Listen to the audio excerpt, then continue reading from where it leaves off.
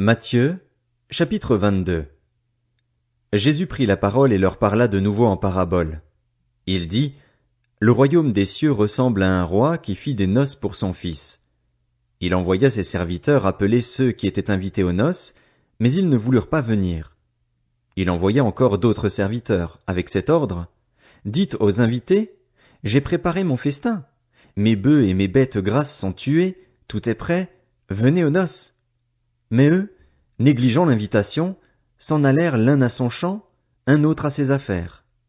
Les autres s'emparèrent des serviteurs, les maltraitèrent et les tuèrent. À cette nouvelle, le roi se mit en colère. Il envoya ses troupes, fit mourir ses meurtriers et brûla leur ville. Alors il dit à ses serviteurs, Les noces sont prêtes, mais les invités n'en étaient pas dignes. Allez donc dans les carrefours et invitez aux noces tous ceux que vous trouverez. Ses serviteurs s'en allèrent sur les routes. Ils rassemblèrent tous ceux qu'ils trouvèrent, mauvais et bons, et la salle des noces fut remplie d'invités. Le roi entra pour les voir, et il aperçut là un homme qui n'avait pas mis d'habit de noces. Il lui dit, Mon ami, comment as-tu pu entrer ici sans avoir d'habit de noces? Cet homme resta la bouche fermée. Alors le roi dit aux serviteurs, Attachez-lui les pieds et les mains. Emmenez-le et jetez-le dans les ténèbres extérieures, où il y aura des pleurs et des grincements de dents. En effet, beaucoup sont invités, mais peu sont choisis. Alors les pharisiens allèrent tenir conseil sur les moyens de prendre Jésus au piège de ses propres paroles. Ils envoyèrent vers lui leurs disciples avec les Hérodiens.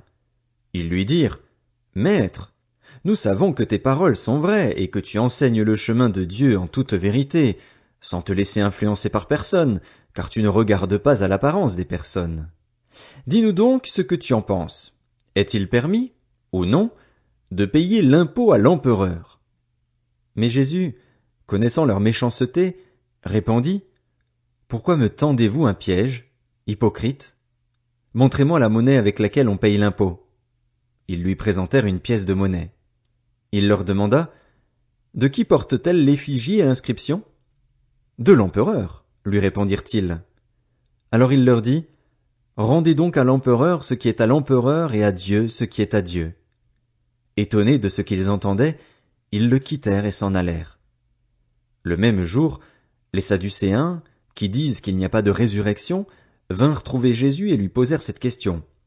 Maître, Moïse a dit, si quelqu'un meurt sans enfant, son frère épousera la veuve et donnera une descendance à son frère. Or, il y avait parmi nous 7 frères.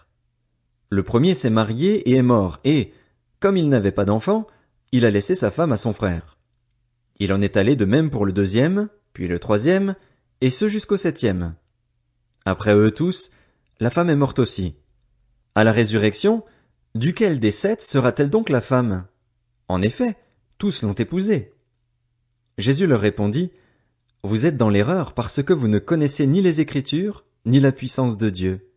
En effet, à la résurrection, les hommes et les femmes ne se marieront pas, mais ils seront comme les anges de Dieu dans le ciel. En ce qui concerne la résurrection des morts, n'avez-vous pas lu ce que Dieu vous a dit? Je suis le Dieu d'Abraham, le Dieu d'Isaac et le Dieu de Jacob. Dieu n'est pas le Dieu des morts, mais des vivants. La foule qui écoutait fut frappée par l'enseignement de Jésus. Les pharisiens apprirent qu'il avait réduit au silence les Sadducéens. Ils se rassemblèrent et l'un d'eux, professeur de la loi, lui posa cette question pour le mettre à l'épreuve. Maître, quel est le plus grand commandement de la loi? Jésus lui répondit, Tu aimeras le Seigneur, ton Dieu, de tout ton cœur, de toute ton âme et de toute ta pensée. C'est le premier commandement et le plus grand. Et voici le deuxième, qui lui est semblable. Tu aimeras ton prochain comme toi-même. De ces 2 commandements dépendent toute la loi et les prophètes. Comme les pharisiens se trouvaient rassemblés, Jésus les interrogea en ces termes. Que pensez-vous du Messie? De qui est-il le fils? Ils lui répondirent, De David. Et Jésus leur dit, Comment donc David, animé par l'Esprit, peut-il l'appeler Seigneur lorsqu'il dit, Le Seigneur a dit à mon Seigneur, Assieds-toi à ma droite jusqu'à ce que j'aie fait de tes ennemis ton marchepied. Si donc David l'appelle Seigneur, comment peut-il être son fils? Aucun ne put lui répondre un mot. Et, depuis ce jour, Personne n'osa plus lui poser de questions.